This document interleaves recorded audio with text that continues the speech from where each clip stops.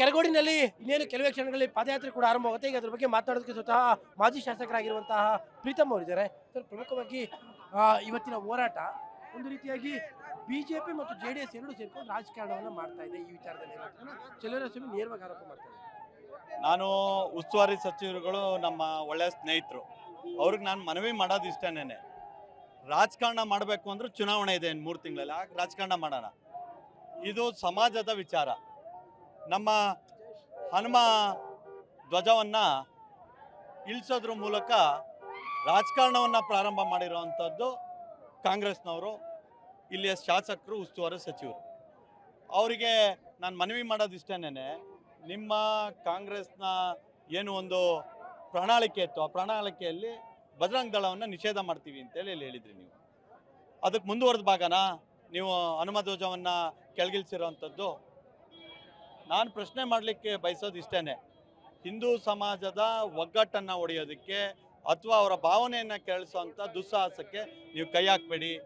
ಹುಬ್ಬಳ್ಳಿಯಲ್ಲಿ ಕರಸೇವಕರನ್ನು 35 ವರ್ಷಗಳ ಹಿಂದಿನ ಏನು ಕೇಸ್ ಇತ್ತು, ಆ ಕೇಸನ್ನು ರಿಓಪನ್ ಮಾಡೋದ್ರ ಮೂಲಕ ನಿಮ್ಮ ಇಚ್ಛಾಶಕ್ತಿಯನ್ನು ತೋರಿಸಿದ್ದೀರಿ. ಯಾರದೋ ಒಂದು ಧರ್ಮಕ್ಕೆ ತುಷ್ಟೀಕರಣ ಮಾಡೋದ್ರ ಮುಖೇನ ಅವರಿಗೆ ನೀವು ಭಾಳ ಶಬಾಷ್ಗಿರಿ ಪಡೆಯೋದಕ್ಕೋಸ್ಕರ ಈ ಎಲ್ಲ ಚಟುವಟಿಕೆಯನ್ನು ಮಾಡ್ತಾ ಇದ್ದೀರಿ.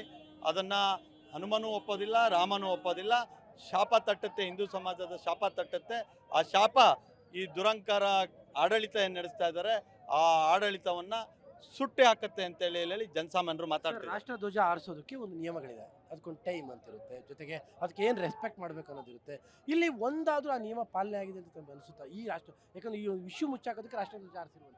ನಾನು ನಿಮ್ಗೆ ಹೇಳ್ತೀನಿ, ಈ ಪ್ರಶ್ನೆ ಸರಿ ಇದೆ, ಆದ್ರೆ ನನ್ನ ಹತ್ರ ಹೇಳ್ಬಾರ್ದು, ಮುಖ್ಯಮಂತ್ರಿಗಳ ತಮ್ಮ ಗಮನಕ್ಕೆ ಬಂದಿದೆ. ಗಮನಕ್ಕೆ ಬಂದಿದೆ.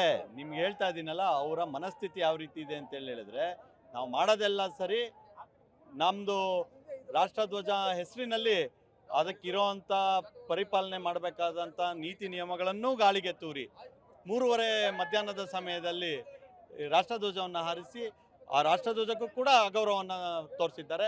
ಇದೆಲ್ಲವನ್ನು ರಾಜ್ಯದ ಜನ ಗಮನಿಸ್ತಾ ಇದ್ದಾರೆ.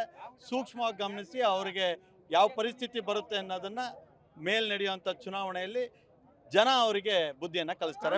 ಈ ಕೇಸರಿಯಿಂದ ಇರಿಟೇಷನ್ ಅಂತ ನನಗೆ ಆ ಇರಿಟೇಷನ್ ಬಗ್ಗೆ ಗೊತ್ತಾಗಿದ್ದು ಪ್ರಭು ಶ್ರೀರಾಮಚಂದ್ರನ ಪ್ರಾಣ ಪ್ರತಿಷ್ಠಾನೆಗೆ ಅವ್ರಿಗೆ ಕರೆದಂಥ ಸಂದರ್ಭದಲ್ಲಿ ಬರೀ ನಮ್ಮ ಭಾರತ ದೇಶದಲ್ಲ, ಇಡೀ ಪ್ರಪಂಚದಲ್ಲಿರುವಂಥ ಹಿಂದೂ ಸಮಾಜ ಈ ದೇವಸ್ಥಾನದ ಏನು ಒಂದು ಪ್ರಾಣ ಪ್ರತಿಷ್ಠಾನ ಸಂದರ್ಭದಲ್ಲಿ ತೋರಿಸಿದಂಥ ಗೌರವ, ಅದರಲ್ಲಿ ಇರೋವಂಥ ಭಕ್ತಿಯನ್ನು ಬಿಟ್ಟು ಯಾವಾಗ ಬಾಯ್ಕಾಟ್ ಮಾಡಿದ್ರು ಅವಾಗಲೇ ಅರ್ಥ ಆಯಿತು ಇವರಿಗೆ ಹಿಂದೂಗಳು ಅಂದರೆ ಅಲರ್ಜಿ, ಕೇಸರಿ ಅಂದರೆ ಅಲರ್ಜಿ ಅಂತೇಳಿ ಹೇಳಿ ಆ ಅಲರ್ಜಿಗೆ ಮೆಡಿಸಿನ್ನು ಮುಂಬರುವಂಥ ಚುನಾವಣೆಗಳಲ್ಲಿ ಹಿಂದೂ ಸಮಾಜ ಅವ್ರಿಗೆ ಕೊಡುತ್ತೆ.